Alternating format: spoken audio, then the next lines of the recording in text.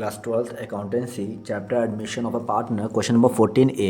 ठीक है, नया टॉपिक चल रहा है sacrificing ratio and new ratio. मैंने 13 को ड्रॉप किया है, 14A करेंगे, 14B को ड्रॉप करेंगे या फिर 14B करते हैं जो आपको ठीक लगे। ठीक है, मान लीजिए 14B ही कर देते हैं, 14B या फिर 14A ही करते हैं, छोड़िए उसको। 14A में देखिए क्या है कि 3 पार्टनर थे, 2:1 का रेशियो था, जिनमें डी एडमिट होता है, जिनका रेशियो क्या है 1:6 से ये एडमिट हो रहा है। फिर क्या कह रहा है सेक्रीफाइसिंग रेशियो निकालिए। याद रखिएगा जब भी पार्टनर इस तरह से एडमिट हो कि क्वेश्चन में ये मेंशन ही ना हो कि कौन दे रहा है, इसका मतलब फर्म देगा, रिमेनिंग शेयर लगेगा, रिमेनिंग प्रॉफिट वाला फॉर्मूला लगेगा। जब इस तरह का क्वेश्चन आए तो ओल्ड रेशियो को ही हम सेक्रीफाइसिंग रेशियो मान लेंगे। ठीक है, ये समझिए, याद रखिएगा इस बात को। ठीक है, तो 14A खत्म।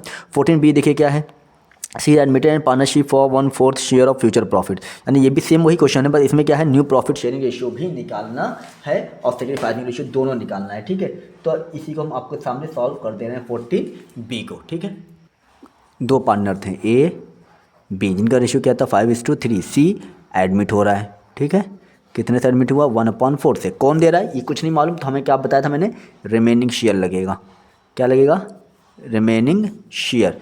लेट द प्रॉफिट बी 1, कह सकते हैं हम लोग, लेट द प्रॉफिट बी 1। तो 1 में से 1/4 दे देंगे, क्या बचेगा 3/4 बचा। अब हम इसके ज़रिए हम क्या निकाल लेंगे, एज न्यू रेशियो।